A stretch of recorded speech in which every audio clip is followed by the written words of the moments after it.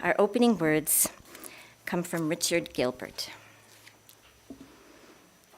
We bid you welcome, who come with weary spirit seeking rest.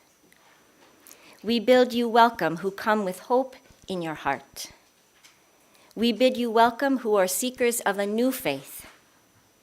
We bid you welcome, who enter this place as a homecoming. Whoever you are, whatever you are, wherever you are on your journey, we bid you welcome.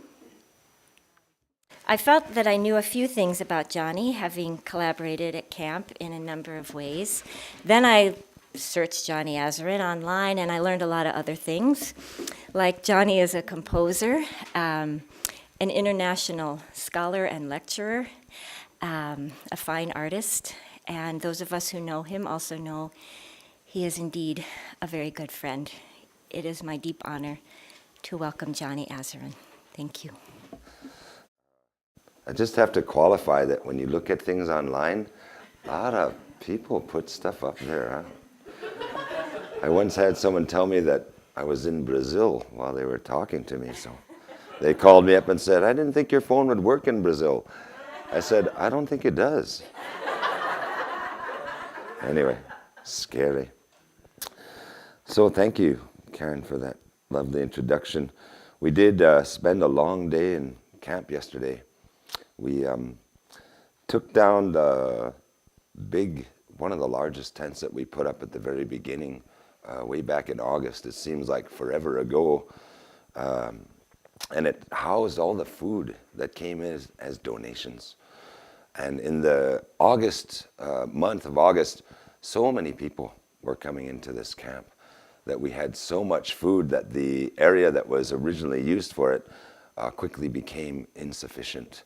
And we had to scramble around to get some things. So I'm not a military guy, but for some reason I got it in my head that we could get these military tents and bring them down there, which was the first colonization process actually of the camp. So I'm to blame for the colonization process, because we brought in all these huge tents. They served a purpose. And yesterday we got the final bits of the food out that went to all the food pantries in the local districts and far beyond, actually, even to South Dakota and some up here to Bismarck and Mandan. So we got done in the dark, didn't we? And folding those big things up is a lot of work. So for those of you who were there, we're really appreciative of your help. I saw in the guide that I'm supposed to talk about water is life and a space for what that means to honor that. So I kind of thought, it's in the doing that things happen. In the intellectualizing of it are all these grand ideas of what it means to be human beings. And I see a lot of those readings and writings. And as you've let the cat out of the bag, I spent a lot of time talking. I don't like to use the word lecturing in various universities. And I had a chair in a couple of universities for a while, thinking about what it means to be a human being and how we describe that with various cultural perspective. So everybody in this room, including myself, and fortunately for us, Uli, has, by the way, good job, Uli. I was like, gee, I have to follow that guy after that story. The various perspectives that we carry, what it means to be a human being, all of those things are deep laden. They're what help us describe how we look at our environment, how we place ourselves, and how we understand, what our purpose is.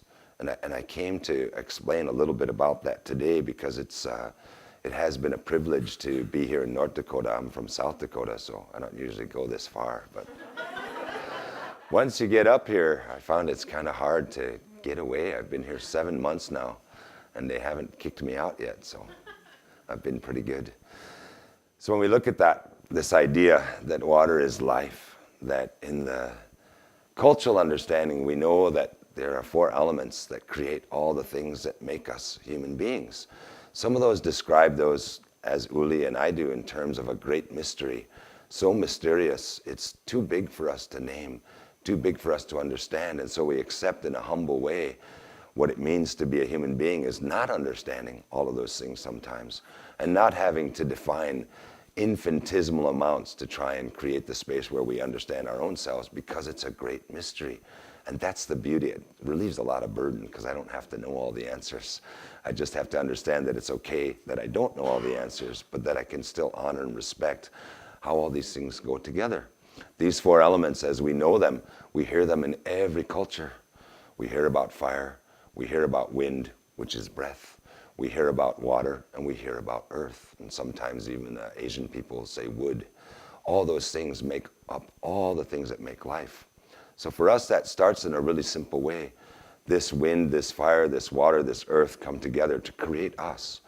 And thus we're a reflection of all of those things, if we choose to be. So that even our breathing, our breath, this wind, one of the sacred elements, becomes a way that we first connect ourselves to all the things around us. Thus, the manner by which we speak and the words that we choose become incredibly sacred, incredibly important, because those are the first things of that breath. And we're made of water, and we're forged in that fire, and we come from the earth. So these are all the things that help us first locate and identify what that means. And so we look at what it means to honor life, and we understand that all of it is a part of our human condition, this housing that we have, this journey that we're on this journey that says, I prepare for what's next. And we do that in our human manner as we get ready for our day, as we get ready for our week, as we get ready for a new year, as we get ready for the change in our environment, when we go into coming out of winter, and almost seems like an early spring, doesn't it? Almost scary, because that's not right to me. In fact, I'm waiting for the cold snap, which usually comes about now, which we've had for the last couple of months. So being in the camp has been really a privilege in a manner, because I'm disconnected from all things that took my attention before. And I'm actually much more connected to feeling and being aware of the changes that are around me. I mean, last couple of days we had to slosh through a lot of stuff. You know? I had to clean my boots off like in a rush. That's why we were late, because I looked down and went, oh no, I can't go in there with all that on my boots. So I had to, and then I only had the towel because I went up to the Prairie Knights hotel, and I thought, oh, I better clean my boots. But then I didn't want to use their towel because I knew it was going to look really bad. I thought, well, water is life, I thought. So all those things become interconnected in understanding in the simplest way. And I think I wanted to share some idea, some sense of what I've seen in 7 months, but what many of us have experienced. And for those of you who've come down, that actually we're only two-legged down there, just as you're only two-legged up here, not 10-legged like the guy you were telling the story of. And so there's a commonality in what that means. The only difference is how we choose what that means, and how we relate on what it means to be a two-legged. So the challenges that have come from being in that camp has been trying to find the compassion, as Uli was trying to explain, the humility, what it means to understand that all of us two-leggeds have beliefs and ideas that help us on this journey. And I may not understand what some of those are. I have to tell you, it's been difficult to look across that, what we call Turtle Mountain there, and see the gearing up of Morton County Sheriff and National Guard and all the ones who have come in to help out. They've really geared themselves up, because in their preparation for their journey, they found that they wanted to have sense of purpose. And their sense of purpose is in getting training and getting special opportunities because of the so-called riotous protesters that are in the camp. I'm about as riotous as all of them, so this is about as heavy as it gets, I guess. But it's riotous in a challenge to who we are as human beings. So when I see other human beings, they're just two-legged, right, to me. They're made of those four elements, and how they speak and how they present is what I have to go by to understand within the context of where we are outside in the elements. And so when I see them all geared up with riot gear and shields and batons and weapons on their side and body armor, and I don't know if you know this, but they brought in 2 rocket launchers to shoot down drones. and all the vehicles and the communication systems and the helicopters flying overhead every day and the planes flying overhead every day, taking pictures and wondering what we're doing down there. Geez, we're just trying to get firewood, take down a tent, figure out who's going to do the cooking, figure out, what it means to be human beings together. And I look across there and I think, whatever guides them is a sense of purpose that comes from their understanding of what it means that these four sacred elements came together and gave us this journey, this life. And so I can't determine how that happens. I see the what of it, right? I see what they think. We need to gear ourselves up because those people in the camp are going to come and get us, or they're going to cause some kind of problem. I see the what when I hear that guy on the radio station here in Bismarck who's always talking about how disruptive and unlawful and how eco-terrorist and all those types of language that we use to describe a what. I see the what when I see they close the highway and there's like an economic sanction against the tribe, and now they're struggling, and now they're trying to rebuild their relationship with this new governor, get the road open, but we're in the way. Those of us who have been standing there all this time saying, well, we want to know where there's a conversation we can have about water. Pipelines, fracking, whatever it is not the issue. The issue is, do we have a space where we can come together and get a chance to talk about it too, as other two-leggeds? So that's the what. So I see all these whats, but I come to realize, and I've said this over many years, it's not the what that matters. It's the how. It's the how we go about doing that. It's the how we make that space, like you're gathering here today. It's how we go about setting a space where we can look at what it means to be a two-legged, what it means to be part of this creation, every single one of us, and what it means to create opportunity where we look at how we want to do that from now into the future.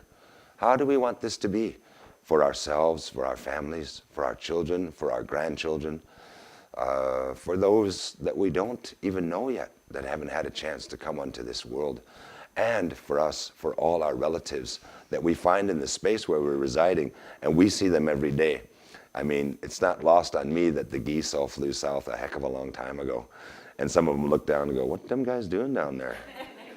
Don't they know winter's coming or what? And here we were saying, no, we have to stay here. Interesting, for those of you who don't know, that's not winter camp. We all know that. Those of us who are from the area, we know this is not winter camp. This is not normal or natural. So it's already out of sync of what that movement would be. And those movements were always created by how the stars and how the environment changed. And we call them, as you know, our relatives. So the winged, the geese are our relatives. The fish all went to the bottom of the river a long time ago, man.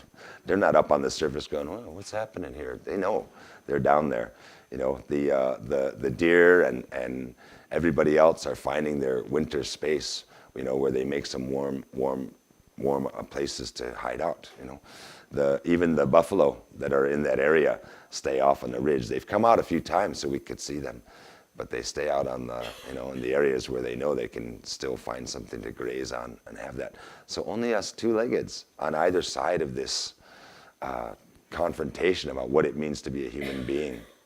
And that's essentially the biggest thing then, is that I thought I wanted to share about what the honor has been, is the opportunity to be in one moment. It's really big because it goes from now till whenever. I don't get to determine that.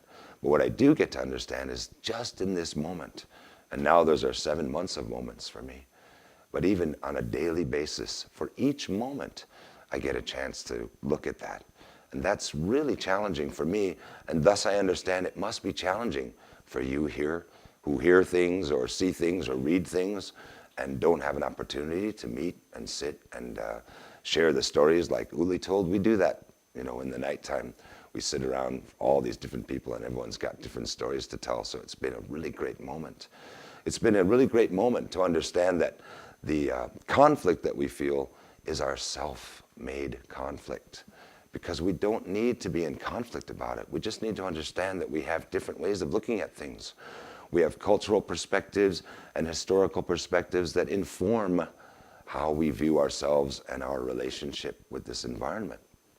The interesting part is that we also have a history then that tells us that our relationship as Indian people, as Native American people, has always been of primary importance, and that's hard to live up to in these days.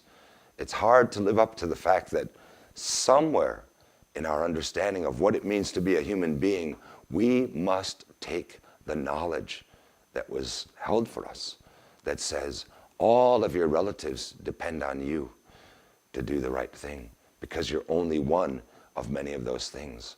And so the river, all that lives in the river, all that grows near the river, all that comes from the river that runs down all along the other 28 communities that use that river, all the things that relate to it, the birds that go there, the animals that drink there, the ones that swim there, those of us who go there to get our water, us two-leggeds, all of them have to have the opportunity also to make this journey. And in our understanding, we don't have the right to predetermine that. And we don't have, this is very difficult. We don't have the right to make decisions that will impact all of our relatives. We only have the right to understand that we are only a piece of it, and that our actions and our thoughts and our ideas and our prayers and our way of being will determine how that is for many generations to come. So this is a lot to understand that has to be somehow reside both inside of us and be reflected on the outside by what we see, what we do together. So I think the thing I'm trying to say about what Karen wrote on the paper, it's always scary to see your name too, isn't it, on a paper? Maybe that never happened to you. I'm like, geez, that's my name on that paper. Something's gonna happen, I don't know what it is. Is that I really wanted to say that the honor in terms of what that means for all of those things is really just to have this opportunity. And I'm really thankful and pretty humble about it because I didn't expect to be in any of these places I've been. I didn't plan it out. I didn't like take out a journal and say, next February I'll be talking in front of a community that I don't know about things that I'm still trying to figure out. But I'll try and sound like I know what I'm talking about. So we find ourselves, and that's what I wanted to share, is that the honor is that these circumstances create the one place where each one of us have an opportunity to once again, ask ourselves and ask our relations, ask our relatives, how will we choose? Not the what of what it means to be a human being. That's the easy part. What clothes we wear, what car we drive, what job we get, what career we follow, whatever those things are. Those are whats. But the how of it, the how of what it means, how we'll figure out how to do this, how to open the space like you have. And I'm greatly appreciative of that. And for all those who have come, particularly to Oceti Sakowin Camp, looking for an understanding in just one moment of these months of what it means. This is just a short time. The rest of our time, the rest of our days, the rest of our lives, and those for our children and our grandchildren are going to have or not have those opportunities based in great part on what we're able to do. And that is an honor for life, this gift. Thank you. If here you have found freedom, take it with you into the world. If you have found comfort, go and share it with others. If you have dreamed dreams, help one another that they may come true. If you have known love, give some back to a bruised and hurting world. Go in peace.